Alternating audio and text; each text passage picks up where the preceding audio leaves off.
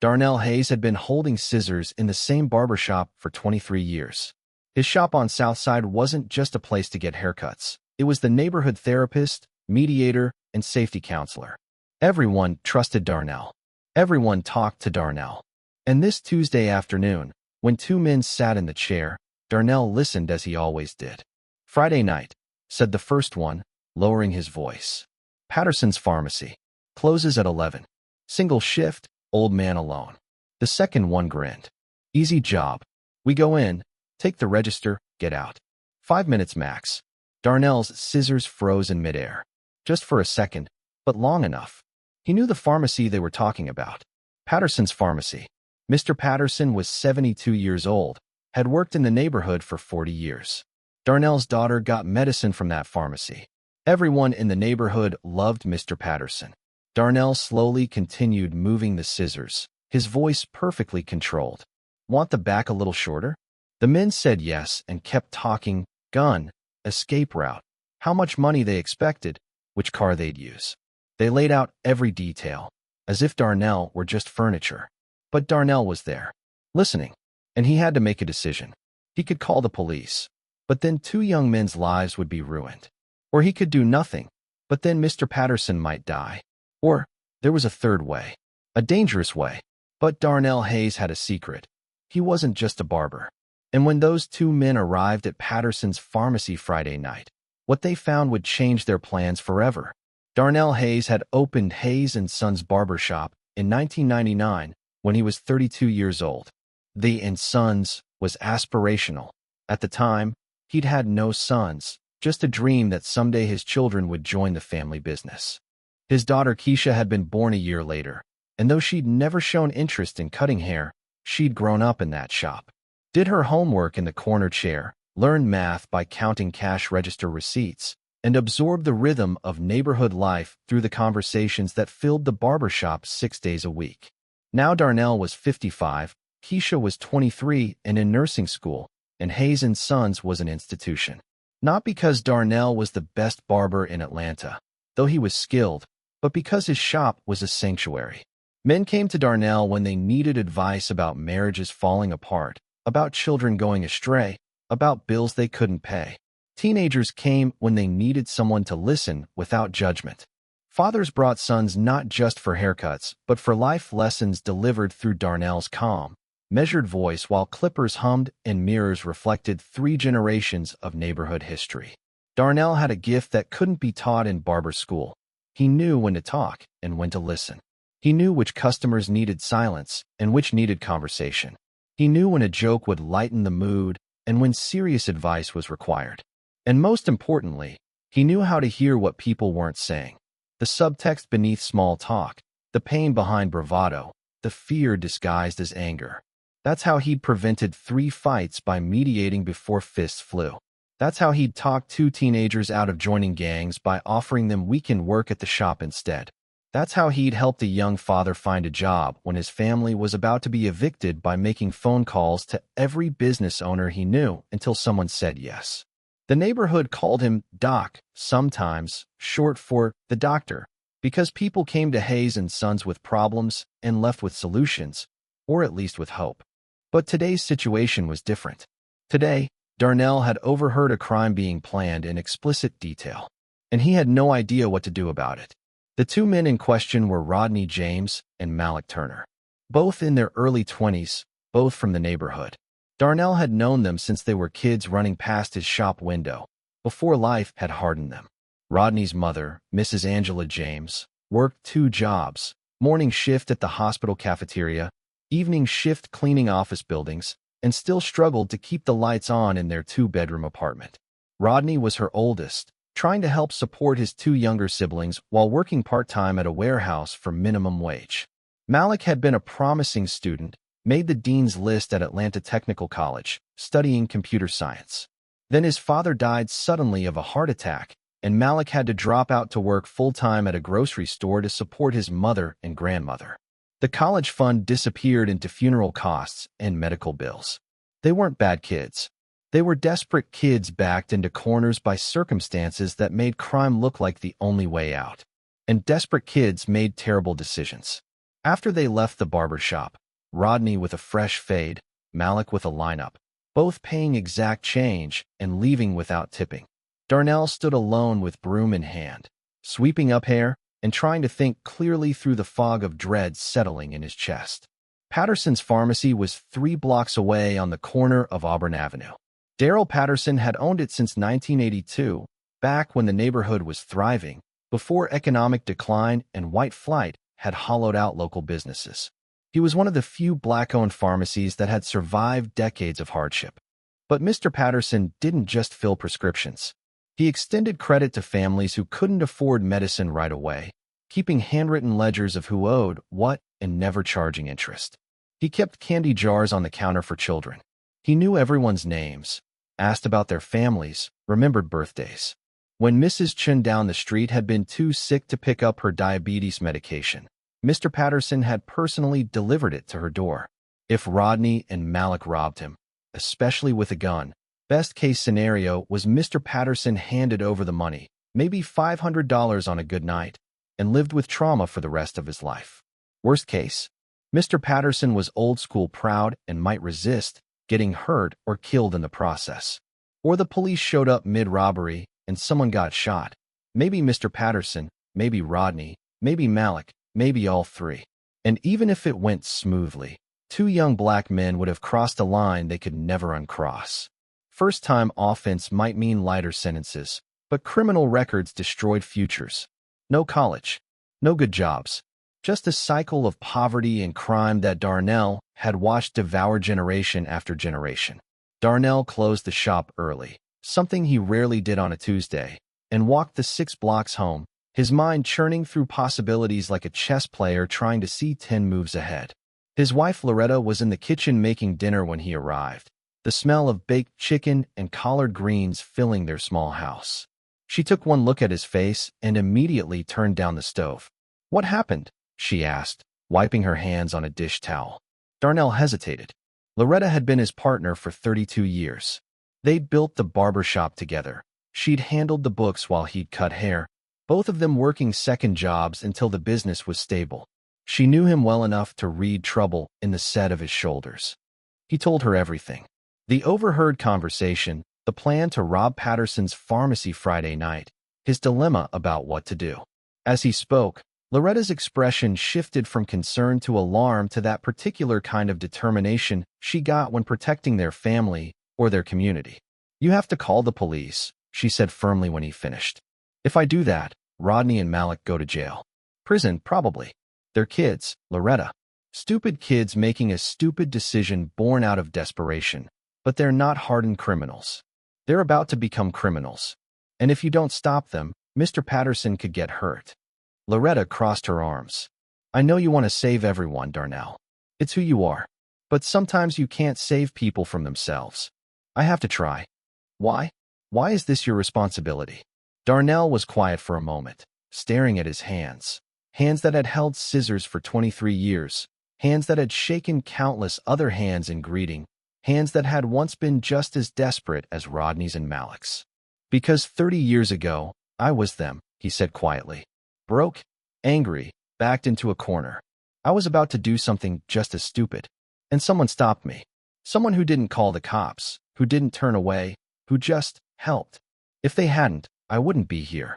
We wouldn't be here." Loretta's expression softened. She knew this story. How Darnell had been on the verge of robbing a convenience store when his barber, an older man named Mr. Freeman, had somehow sensed what was happening and offered Darnell an apprenticeship. How Mr. Freeman had taught him to cut hair, taught him patience, taught him that there were other paths. "So what are you going to do?" Loretta asked. "I don't know yet, but I've got 3 days to figure it out." She moved closer and took his hands. "Whatever you decide, I'm with you. But be careful. These situations, they don't always end well." "I know." That night, Darnell barely slept. He lay awake thinking about Mr. Patterson, about Rodney and Malik, about all the ways this could go wrong. By 3 a.m., he'd run through dozens of scenarios in his head, discarding each one as too risky or too likely to fail. The next morning, Wednesday, Darnell opened his shop as usual at 7 a.m. The routine was comforting: sweeping the floor, arranging his tools, turning on the pole light that had spun outside Hayes and Sons for over 2 decades. His first customer arrived at 7:30, a regular named Jerome who worked construction and needed a trim before heading to a job site. As Darnell worked, his mind kept circling back to the problem. Jerome noticed his distraction. "You all right, D?" Jerome asked, watching Darnell in the mirror. "You seem somewhere else today." "Just thinking," Darnell replied, forcing a smile. "Getting old, I guess. Mind wanders." "Man, you ain't old. You got another 20 years of cutting hair in you at least." They talked about other things: Jerome's daughter starting high school, the Falcons' chances this season, rising rent prices pushing people out of the neighborhood. Normal conversation. But Darnell's mind was elsewhere. Around 10 a.m., Mr. Patterson himself walked in for his weekly trim. Darnell's heart jumped slightly, guilt mixing with protectiveness.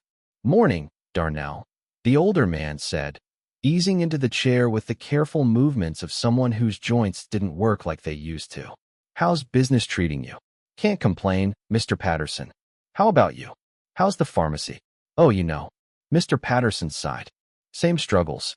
CVS opened up 2 miles away last year. Been losing customers ever since. Young folks want the convenience, don't care about the history." He smiled sadly. "Can't blame them, really. Times change." Darnell's scissors moved methodically through Mr. Patterson's thinning gray hair. "You ever think about hiring someone to help with the late shift? Must be tiring closing up alone every night." "Can't afford it, son. Margin's too tight. Pharmacy business isn't what it used to be. Big chains negotiate better deals with insurance companies, with suppliers. Little guys like me just trying to hold on until retirement." He paused. 3 more years. If I can make it 3 more years, I'll have enough saved to sell and actually retire. Maybe move down to Florida, be near my sister." Darnell's jaw tightened. This man had served the neighborhood for 40 years, had literally kept people alive by extending credit for life-saving medications. And now he was barely scraping by, working alone late at night, just to keep his doors open long enough to reach retirement. And 2 desperate kids were about to rob him for maybe $500 that wouldn't even solve their real problems. "You be careful out there, Mr. Patterson," Darnell said, trying to keep his voice casual. "Lot of desperate folks around these days. Economy's rough." Mr. Patterson met his eyes in the mirror. "I know, but what can you do? Lock yourself away? Put bars on the windows? I'd rather trust my neighbors, Darnell. This community raised me. I'm not going to treat them like enemies." After Mr. Patterson left, leaving a $10 tip on a $12 haircut because that's the kind of man he was, Darnell sat in his empty shop and made a decision. He couldn't call the police. That would destroy Rodney and Malik's futures and betray the neighborhood's trust in him. But he also couldn't do nothing and let Mr. Patterson get hurt. He needed to confront Rodney and Malik directly, give them a chance to back out. And if they wouldn't listen, well, he'd figure that out if it came to it. Thursday afternoon, Darnell closed the shop at 2 p.m., another rarity that would have customers asking questions tomorrow, and drove to Rodney's mother's apartment complex on the Southside. The building was one of those aging low-income housing units that the city kept promising to renovate but never did, with cracked parking lot asphalt and rusted balcony railings. Mrs. Angela James answered the door in her hospital cafeteria uniform, looking exhausted even though her shift hadn't started yet. Her face registered surprise when she saw Darnell. "Mr. Hayes? Everything okay?" "Yes, ma'am." "Is Rodney home?" "He's in the back room." Come in, come in." She ushered him into the small apartment, neat despite its worn furniture and outdated fixtures. "Can I get you something to drink? Water? Sweet tea?" "No, ma'am. Thank you. I just need a quick word with Rodney." She called down the narrow hallway. "Rodney, Mr. Hayes is here to see you." Rodney emerged from a bedroom, confusion and then wariness crossing his face when he saw Darnell. "What's up, D? Need to talk to you. Privately, if that's all right." Mrs. James looked between them, sensing something serious but not asking. "I need to leave for work anyway. You boys behave." She grabbed her purse and keys, squeezed Rodney's shoulder as she passed, and left. The door closed. Silence filled the apartment. Darnell didn't waste time. "I heard what you and Malik are planning. Friday night. Patterson's pharmacy." Rodney's face went pale, then defensive. "I don't know what you." Don't lie to me, son. Darnell's voice was firm, but not angry. I heard every word Tuesday afternoon. You two laid out the entire plan while I was cutting your hair. And I need you to listen very carefully to what I'm about to say. Rodney's shoulders slumped. He looked young suddenly, younger than 21, scared like the kid he'd been before life got hard. You go through with this, Darnell continued. Your life is over. Not maybe, not probably, definitely over. You understand me. We need the money. I don't care what you need. Listen, one of three things happens if you rob that pharmacy. 1. You get caught and go to prison. Armed robbery, Rodney. That's 10 to 20 years minimum. You'll be 40 years old before you see freedom again. 2. Mr. Patterson gets hurt or killed. That man has done nothing but help this neighborhood your entire life. You really want his blood on your hands. 3. Police show up mid-robbery and someone gets shot. Maybe you. Maybe Malik. Maybe Mr. Patterson. Maybe all of you. There is no fourth option where this works out fine. Rodney's voice cracked. You gonna call the cops? No. But you need to call this off. Tonight. Call Malik. Tell him it's not happening. We can't. Rodney's words came out rushed, desperate. We owe money. Bad people, real bad. We borrowed $3,000 to cover my mama's hospital bills when she got pneumonia last month. They said we had until Saturday to pay back $3,500, or. He didn't finish, but his meaning was clear. Darnell's stomach dropped. Loan sharks. Of course. The oldest trap in the book. Borrow money in crisis, get crushed by interest, resort to crime to pay it back, end up in prison or dead. How much exactly? Darnell asked quietly. $3,500. By Saturday 6 p.m. Who do you owe? Guy named Vincent Morris. Runs operations out of a garage on Chamberlain Street. These aren't people you mess with. They sent a guy to our apartment last week. Made it real clear what happens if we don't pay. Darnell's mind raced. Vincent Morris. He knew that name vaguely. Neighborhood loan shark, rumored to have connections with bigger operations. Dangerous, but not stupid. The kind of predator who'd sized up Rodney's desperation and known exactly how to squeeze. Let me handle it, Darnell said. What? No, you can't. Rodney, look at me. Darnell waited until the young man met his eyes. I've known you since you were 8 years old. Watched you grow up. I am not going to let you throw your life away over $3,500. You call off the robbery tonight. You tell Malik it's done. I'll deal with Vincent Morris. He's not going to just let it go. I didn't say he would. I said I'll deal with it. That's not your concern. Your concern is staying out of prison. You understand? Rodney stared at him for a long moment. Something like hope flickering in his eyes for the first time. Why would you do this for me? Because somebody did it for me once, Darnell said quietly. And because you're worth saving. After leaving Rodney's apartment, Darnell drove directly to Malik's grandmother's house and had essentially the same conversation. Malik was more skeptical, harder to convince, but eventually agreed to back out when Darnell made it clear this wasn't a negotiation. That evening, Darnell had another difficult conversation with Loretta about lending money they'd been saving for Keisha's nursing school graduation gift. $3,500 was a significant chunk of their savings, money that had taken months to set aside. You sure about this? Loretta asked, holding the envelope of cash they'd withdrawn from their joint account that afternoon. No, Darnell admitted. But I'm more sure about this than doing nothing. What if they don't pay you back? Then they don't. But at least nobody's in prison or dead. Loretta studied her husband's face. The lines around his eyes from decades of squinting at hairlines, the gray threading through his beard, the determination that had carried him through building a business from nothing. She'd fallen in love with that determination 32 years ago. Okay, she said finally. But you make them understand this isn't free money. They work for it. At the shop. Whatever you need. Until it's paid off. Already planned on it. And Darnell. She touched his face gently. Be careful with Vincent Morris. Men like that don't like being outmaneuvered. I know. Friday morning arrived with the weight of everything Darnell had set in motion. He opened the shop early, before sunrise, needing the familiar routine to steady his nerves. By 8 a.m., Rodney and Malik arrived together, looking like they hadn't slept. Darnell handed them the envelope. $3,500. Exact amount. This is a loan, not a gift. You pay me back every cent. Both of you work for me weekends and whatever other time I need, cleaning, errands, learning the business. 6 months minimum. And you never, ever do something this stupid again. We clear. Both young men stared at the envelope like they couldn't believe it was real. Malik's hands shook as he took it. I don't understand, Malik said, voice thick. Why? You don't owe us anything. Darnell looked at these 2 young men standing in his barbershop, seeing not just who they were, but who they could become if someone gave them a chance. He thought of Mr. Freeman, the barber who'd saved him 3 decades ago with scissors and patience and belief that people were more than their worst moments. Because somebody saved me once, Darnell said. And because this neighborhood survives by looking out for each other.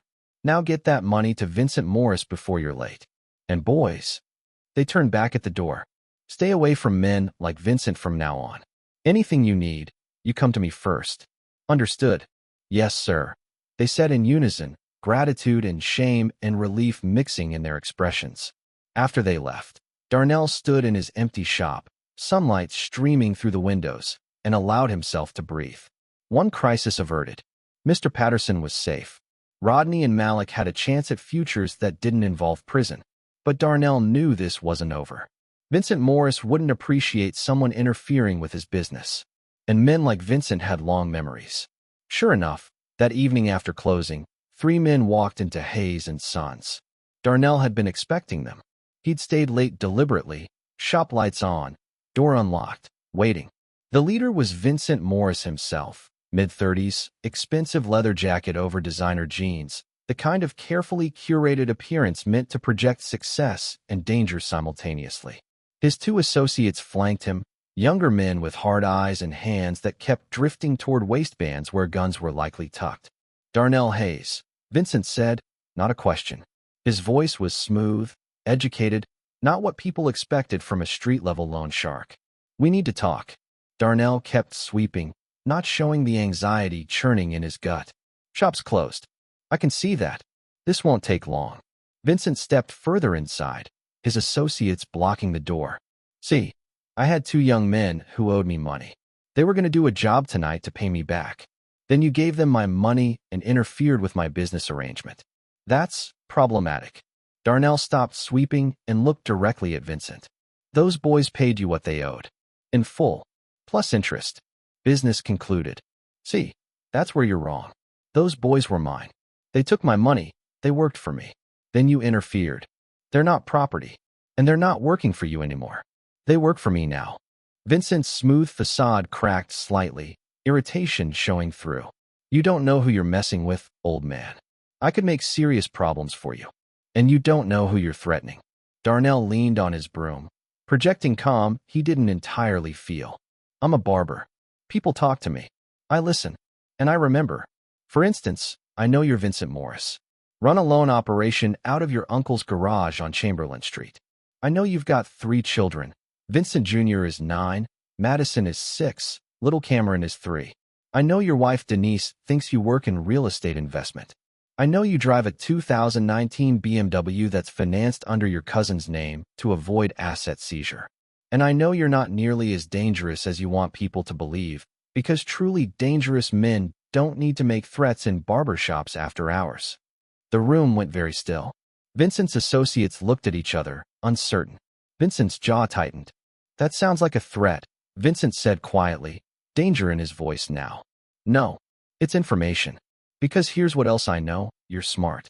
Smart enough to realize that drawing attention to yourself, especially violent attention, is bad for business. Smart enough to know that making an enemy of someone who knows details about your life and operation is even worse for business. Darnell took a step closer. Here's my offer. You leave Rodney and Malik alone. Permanently. They're off your books, out of your business, forgotten. In return, everything I know about your operation stays between us. Nobody talks to police. Nobody talks to your competitors. Nobody talks to your wife. Clean break. Seems fair. Vincent stared at him for what felt like a very long time. The barbershop was silent except for the hum of the refrigerator in the back room and distant traffic outside. Finally, Vincent laughed, a genuine sound, not threatening. You got balls, old man. I'll give you that. He adjusted his jacket. Fine. They're off my list. But you better make sure they stay clean, stay away from my business. Because if they come back to me, our deal's off, and we have a different conversation. They won't. And one more thing. Vincent's smile disappeared. Don't ever threaten me again. Information works both ways. Wasn't a threat. Just mutual understanding. Vincent studied Darnell for another moment, then nodded to his associates. They filed out, Vincent pausing at the door. You're either very brave or very stupid. Haven't decided which yet. Little of both, probably. After they left, Darnell locked the door, turned off the lights, and sat in his barber chair in the dark, hands shaking with delayed adrenaline. That had been close. Too close. But it had worked. Saturday morning, Darnell met with Rodney and Malik at the shop before opening. He told them about Vincent's visit, about the deal he'd made, about what it meant. You stood up to Vincent Morris? Rodney looked stunned. That man's connected. He could have, but he didn't. Because smart men make smart choices. And he was smart enough to take the deal. Darnell fixed both young men with a serious look. Now you need to understand something. You have a second chance. Most people don't get those. Don't waste it. No more shortcuts. No more desperate schemes. You work honest, you ask for help when you need it, and you build something real. Understood? Yes, sir, they said together. Good. Now let's talk about your weekend schedule. Shop needs deep cleaning, inventory organized, windows washed. Over the following months, both young men kept their word. They worked weekends at Hayes Sons, cleaning, running errands, gradually learning basic barbering skills. Darnell taught them more than haircuts. He taught them budgeting, taught them how to talk to employers, taught them that asking for help wasn't weakness. Rodney got promoted at the warehouse after 3 months when his supervisor noticed his improved attitude and reliability. Malik re-enrolled at Atlanta Technical College part-time, working around his grocery store schedule, determined to finish his computer science degree. Neither of them forgot what Darnell had done. And slowly, they paid back the loan, $50 here, $100 there, whatever they could manage. After 8 months, they'd repaid half. After a year and a half, they'd paid it back completely, with interest Darnell hadn't asked for, but they'd insisted on including. The neighborhood noticed the change. People started sending other young men in trouble to Darnell, knowing somehow he'd find a way to help. The barbershop's role evolved further, still a place for haircuts, but increasingly a place where second chances were manufactured one conversation at a time. A year after that Friday night, that never happened, Mr. Patterson stopped by for his weekly trim. As Darnell worked, the older man said casually, "Heard an interesting story a while back." "What's that?" "Heard you stopped a robbery." "Mine, specifically." Darnell's hands didn't falter, scissors continuing their steady rhythm. "Don't know what you mean, Mr. Patterson." "2 young men were apparently planning to rob my pharmacy. Then they suddenly didn't. Then they started working for you. Turned their whole lives around." "Funny coincidence." Darnell said nothing, just kept cutting hair. Mr. Patterson watched him in the mirror. "You know what I think? I think you saved an old man from a terrible night. And more importantly, you saved 2 young men from a terrible mistake. That's twice the good in one act."